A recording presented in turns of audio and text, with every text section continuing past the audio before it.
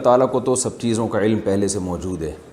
تو اللہ تعالیٰ نے اسی حساب سے سب چیزوں کو لکھ لیا۔ اللہ کو پتہ ہے کون جنت میں جائے گا، کون جہنم میں جائے گا، کون اچھے اعمال کرے گا، کون برے اعمال کرے گا، تو جو لکھا ہوا ہے اسی حساب سے ہوتا ہے۔ تو اللہ کے علم میں پہلے سے یہ بات موجود ہے، اللہ کا علم کامل ہے، اور جو کچھ اللہ نے اس علم کے حساب سے لکھ دیا وہ اسی طرح سے ہوتا چلا جا رہا ہے۔ باقی یہ رہا یہ مسئلہ کہ پہلے سے لکھا ہوا ہے تو جنت میں کیوں جائے گا، جہنم میں کیوں جائے گا انسان، اس کے دو جواب ہیں، ایک الزامی جواب اور ایک تحقیقی جواب۔ الزامی کہتے ہیں کہ کوئی شخص کسی بات کو نہ مان رہا ہو تو اس کو کہنا کہ بھئی یہ دلیل آپ یہاں نہیں مانتے تو وہاں تو مان رہے ہیں آپ۔ تو بات یہ ہے کہ کھانا پینا بھی تو تقدیر میں لکھا ہوا ہے، پیسے کمانا بھی تو تقدیر میں لکھا ہوا ہے، تو پھر کوشش کیوں کرتے ہیں کھانا پینے کی، دسترخوان کیوں لگاتے ہیں، تقدیر میں ہوگا تو نوالا اٹھ کے منہ میں خود بخود چلا جائے گا، وہاں کیوں نہیں سوچتے؟ یہ الزامی جواب ہے۔ تو جیسے وہاں نہیں سوچتے، آپ کو عمل میں بھی خود عمل کرنا پڑے گا، ایس تقدیر پہ بھروسہ کر کے آپ کو بیٹھنے کی اجازت نہیں ہے۔ اب ظاہر ہے وہاں کھانے پینے میں اور اپنے دنیا کے معاملات میں آپ تقدیر پہ بھروسہ اس لیے نہیں کرتے کہ آپ کو پہلے سے پتہ نہیں ہے کہ کیا لکھا ہے، آپ کو پہلے سے معلوم نہیں ہوتا کہ آپ کی تقدیر میں رات کا کھانا لکھا ہے کہ نہیں لکھا، تو آپ کھاتے ہیں اور کھانے کے بعد پتہ چلتا ہے کہ لکھا ہوا تھا تبھی کھایا ہے آپ نے۔ تو یہ آزمائش ہے کہ ہمیں پہلے سے تقدیر کا علم نہیں ہے۔ اگر کسی کو پہلے سے تقدیر کا علم ہو اور اسے معلوم ہے کہ تقدیر میں زنا لکھا ہوا ہے اور وہ زنا کر لے، اور اللہ قیامت میں اس سے پوچھے کہ تم نے زنا کیوں کیا، وہ کہے گا کہ اللہ میری تقدیر میں تو پہلے سے لکھا ہوا تھا، میں نے تو دیکھ لیا تھا، مجھے تو پتہ چل گیا تھا، تو شاید اللہ اسے معاف کر دے کہ بھائی جب لکھا ہوا تھا تو نے تو کرنا ہی تھا۔ لیکن مسئلہ یہ ہے کہ اگر کوئی شخص زنا کرتا ہے، قیامت میں اللہ اسے سزا دے گا اور وہ یہ کہے کہ اللہ تقدیر میں تو زنا پہلے سے لکھا ہوا تھا تو مجھے سزا کیوں مل رہی ہے، تو اللہ کہیں گے تجھے کس نے بتایا تھا کہ زنا لکھا ہوا ہے؟ تو یہی آزمائش ہے، ہمیں پہلے سے پتہ نہیں ہے کہ کیا لکھا ہوا ہے، ہمیں تو کام کرنے کے بعد پتہ چلتا ہے، یہی آزمائش ہے۔ تبھی قرآن مجید میں اللہ تعالیٰ کے ارشاد ہے کہ جب نافرمان لوگ کہیں گے کہ اللہ تو نے تو پہلے سے یہ سب چیزیں تو پہلے سے طے شدہ تھیں کہ ہم نے کیا کرنا ہے، تو اللہ تعالیٰ فرمائیں گے قل هل عندکم من علم فتخرجوه لنا، کیا تمہیں پہلے سے اس بات کا علم تھا؟ اگر تھا تو وہ لے کر آؤ ہمارے سامنے۔ تو تقدیر پہ لکھے ہوئے ہونے کے باوجود جو آزمائش ہے وہ آزمائش ہی رہتی ہے، اس لیے کہ ہمیں پہلے سے معلوم نہیں ہے۔ اس کی علماء نے بڑی بہترین مثال دی ہے کہ ایک ٹیچر اپنے اسٹوڈنٹس کو پڑھاتا ہے، اپنے شاگردوں کو پڑھاتا ہے، اور اسے پتہ ہوتا ہے کہ میرا کون سا شاگرد ہونہار ہے، کون سا محنتی ہے اور کون سا نالائق ہے۔ جو پورے سال محنت نہیں کر رہا اور امتحان میں چونکہ نقل بھی نہیں ہوگی تو اس کو پہلے سے پتہ ہوتا ہے کہ یہ 0 نمبر لے گا، تو استاذ کیا کرتا ہے کہ جو امتحانی پیپر ہے اس میں جو رزلٹ ہے نا اس میں پہلے سے 0 لکھ دیتا ہے، کیونکہ اس کو پہلے سے پتہ ہے کہ اس نے کرنا کرانا کچھ نہیں ہے، میں اسے پہلے سے جانتا ہوں کرے گا کچھ بھی نہیں ہے، تو پہلے سے 0 لکھ دیتا ہے۔ اور جس کے بارے میں استاذ کو معلوم ہے کہ یہ 100 نمبر لازمی لے گا، یہ ہونہار طالب علم ہے، مجھے اس کا پتہ ہے کہ یہ کبھی بھی غلط ایسا نہیں کرتا کہ محنت نہ کرے اور اس کا دماغ بھی اچھا ہے، تو استاذ نے پہلے سے رزلٹ میں 100 نمبر ڈال دیے۔ لیکن استاذ اپنے اس رزلٹ کی بیس پہ جو استاذ نے نمبر لگائے رزلٹ اناؤنس نہیں کرتا بلکہ امتحان لیتا ہے تاکہ کل کو حجت تمام ہو جائے۔ جب امتحان لیتا ہے تو نالائق طالب علم جو ہے اس کے کوئی کویشچن ہی حل نہیں کرتا، اس کے جب اس کے پیپر ایگزامینر جب پیپر جو ہے وہ ٹیچر جو پیپر چیک کرنے والا ہے اس کے سامنے آتا ہے تو وہ دیکھتا ہے کہ اس نے تو کچھ بھی نہیں کیا، صرف صفائی کے نمبر اگر اس کو دیے جائیں تو دیے جائیں، کیونکہ خالی پیپر چھوڑ کر آیا ہے، ایک ڈاٹ کا نشان بھی نہیں ہے اس میں، تو وہ 0 لگا دیتا ہے۔ اور جس ہونہار طالب علم نے پیپر بھرپور طریقے سے حل کیا وہ 100 لگا دیتا ہے۔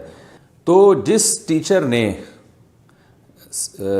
جو جب عملی طور پر امتحان لیا گیا تو نالائق طالب علم کے 0 نمبر آئے، اور جو ہوشیار تھا، ذہین تھا، محنتی تھا اس کے 100 نمبر آئے۔ اب طالب علم کو کہیں سے پتہ چل گیا کہ میرے ٹیچر نے تو پہلے ہی سے 0 لگایا ہوا تھا، اور جو ذہین ہے اس کو پتہ چل گیا کہ پہلے سے ہی 100 لگایا ہوا تھا۔ تو اب نالائق طالب علم جس نے محنت نہیں کی، امتحان پاس نہیں کیا، کیا وہ اس بیس پہ اس رزلٹ کو مسترد کر سکتا ہے کہ جی آپ نے تو پہلے ہی 0 لگا دیا تھا؟ اگر وہ کیس کرے اور کہے کہ ٹیچر سے کہ آپ نے تو رزلٹ کے پیپر میں پہلے ہی 0 لگا دیا تھا، تو جو ٹیچر ہے نا وہ یہ کہے گا کہ تم یہ نہ دیکھو کہ میں نے لگایا تھا نہیں لگایا، تم یہ دیکھو میں نے صحیح لگایا تھا غلط لگایا تھا، مجھے چونکہ پتہ تھا کہ تم نالائق ہو تو میں نے تمہیں آزمایا ہے اور تم اس امتحان میں ناکام ہوئے ہو، تو مجھے پہلے سے علم تھا کہ ناکام ہوئے ہو، لہٰذا میں نے پہلے ہی لگا دیا تھا کیونکہ میرا علم کامل ہے۔ تو انسان سے تو پھر بھی غلطی ہو سکتی ہے، وہ جس طالب علم کو 0 نمبر دینے چاہیے اس کو 50 دے سکتا ہے، 20 نمبر دے سکتا ہے، لیکن اللہ سے غلطی نہیں ہوتی۔ تو اللہ نے تعالیٰ نے چونکہ تقدیر کا علم مخفی رکھا ہے، لہذا ہماری اب آزمائش اس میں یہ ہے کہ ہمیں نہیں پتہ کہ ہم جنت میں جائیں گے جہنم میں جائیں گے، ہمارے مقدر میں گناہ لکھا ہے نیکی لکھی ہے، ہمیں عمل کرنا ہے۔ حدیث میں آتا ہے اعملوا فکل میسر لما خلق لہ، جس نے جہاں جانا ہے وہ ویسے اعمال کرتا ہے۔ تو آپ اچھا عمل کر کے دیکھیں، اگر آپ اچھا عمل کریں گے، کوشش کریں گے تو اللہ کا وعدہ ہے عمل کی توفیق ملے گی آپ کو، اور جب عمل کی توفیق ملے گی تو اللہ کا وعدہ ہے اچھا عمل اس کی علامت ہے کہ آپ کے مقدر میں جنت لکھی ہوئی ہے۔ اور آپ برائی کر کے دیکھیں، اگر آپ برائی کرنے کی کوشش کرتے ہیں تو آپ سے برائی ہوگی، اور جب برائی ہوگی آپ سے تو یہ اس کی علامت ہے کہ آپ کی قسمت میں برائی لکھی ہوئی تھی، اور پھر اس کی بیس پر جب آپ جہنم میں جائیں گے، اللہ ہم سب کو پناہ میں رکھے، تو یہ اس کی علامت ہے آپ کے مقدر میں جہنم لکھی ہوئی تھی۔ لیکن یہ مقدر پہلے سے معلوم نہیں ہے، آپ کے کرنے کے بعد پتہ چلتا ہے۔ تو آپ کو اللہ نے اختیار دیا ہے کہ آپ نیکی کریں تو نیکی کرتے چلے جائیں گے، برائی کریں تو برائی کرتے چلے جائیں گے۔ جیسے دنیا میں اللہ نے رزق بھی مقدر میں لکھا ہوا ہے، تو ہم رزق کی تلاش پھر بھی کرتے ہیں، کیونکہ ہمیں نہیں معلوم کہ ہمارے مقدر میں روزی ہے یا نہیں ہے۔ ہم اگر اعتماد کر کے بیٹھ جائیں ہم تو پھر تو یعنی بالکل ہی برباد ہو جائیں گے۔ ایک آدمی نہ کھانا کھاتا ہے، نہ پانی پیتا ہے، اور نہ وہ زندہ رہنے کے اسباب اختیار کرتا ہے، اور وہ یہ کہتا ہے کہ مجھے تو نہیں، یعنی اگر مقدر میں زندگی ہوگی تو بچ جاؤں گا، تو ظاہر ہے یہ نہیں بچے گا، بھوکا مرے گا، اور مرنے کے بعد پتہ چلے گا کہ اس نالائق کے مقدر میں موت لکھی ہوئی تھی۔ تو ہمیں مرنے سے پہلے پتہ نہیں ہے، لہذا ہم زندہ رہنے کی کوشش کرتے ہیں۔ بالکل اس کی مثال ایسے ہے جیسے ایک زید نے بکر کو قتل کیا۔ اب بکر کو قتل کیا، بکر کے وارث زید کے پاس آئے اور کہنے لگے کہ ہم آپ سے انتقام لیں گے۔ اب زید دلیل میں تقدیر کا حوالہ پیش کرتا ہے۔ زید دلیل میں یہ کہتا ہے کہ میں نے 20 سال کی عمر میں بکر کو قتل کیا، بکر کی عمر 20 سال تھی، تو تقدیر میں اس کی عمر 20 سال لکھی ہوئی تھی کہ نہیں لکھی ہوئی تھی؟ بکر کے جو وارثین ہیں، لواحقین ہیں، وہ کہیں گے یقیناً موت کا وقت تو مقدر ہے۔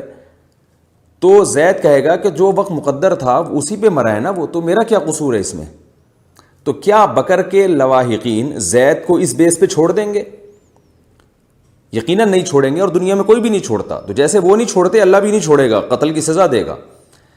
وجہ اس کی یہ ہے کہ بکر کے وارثین زید کو یہ کہیں گے کہ اس نے 20 سال میں، اس کی عمر تو 20 سال ہی تھی، لیکن تجھے کس نے بتایا تھا کہ اس نے 20 سال میں مر جانا ہے؟ ظاہر سے تو یہی لگ رہا تھا کہ ابھی مزید زندہ رہے گا، آپ نے جا کے اس کو گولی مار دی ہے، تمہیں کس نے بتایا تھا؟ تو تم نے تو اپنے حساب سے اس کو وقت سے پہلے مارا ہے، وہ تو اللہ کے علم میں یہ بات تھی نا، تمہارے علم میں تھوڑی تھی۔ پھر بھی اگر زید کی سمجھ میں نہ آئے نا، یہ دلیل سمجھ میں نہ آئے، تو میں پھر بکر کے وارثوں کو یعنی مشورہ دوں گا کہ آپ بندوق اٹھا کے زید کو گولی مار دیں، اور جب گولی مارنے لگیں اور زید چیخے چلائے تو پھر زید کو آپ بھی یہ کہیں کہ تمہاری بھی عمر اتنی لکھی ہوئی تھی، لہذا اگر تم نے بکر کو مار دیا یہ جرم نہیں ہے، تو ہمارا تمہیں مارنا بھی جرم نہیں ہے۔ تو اس سے پتہ چلتا ہے کہ بھائی جو چیز لکھی ہوئی ہے وہ تو لکھی ہوئی، انڈرسٹوڈ ہے، وہ اللہ کے علم ہے، ہمیں معلوم نہیں کیا لکھا ہوا ہے، تو ہم اس ظاہر ہی کے مکلف ہیں۔ ہم سے جو ہم کر رہے ہیں اپنے اختیار سے، ہم سے اس کے بارے میں سوال کیا جائے گا، اور اسی بیس پہ جنت اور جہنم اللہ نے رکھی ہے۔ تو تقدیر کا عقیدہ اپنی جگہ بالکل درست ہے، لیکن اس بیس پر ہم عمل کو چھوڑ نہیں سکتے، اور ہمیں جو جنت ملے گی تو اچھے اعمال، وہ اعمال جو ہم نے اپنے اختیار سے کیے ہیں، اور جہنم میں اگر کوئی جائے گا تو وہ اپنے ان اعمال کی وجہ سے جو اس نے اپنے اختیار سے کیے ہیں۔ اللہ تعالیٰ سے دعا ہے کہ اللہ تعالیٰ ہمیں نیک اعمال کی توفیق دے تاکہ ہم جنتی قرار پائیں، اور برے اعمال سے اللہ تعالیٰ ہماری حفاظت کرے تاکہ ہم جہنم سے ہمیشہ کے لیے محفوظ ہو جائیں۔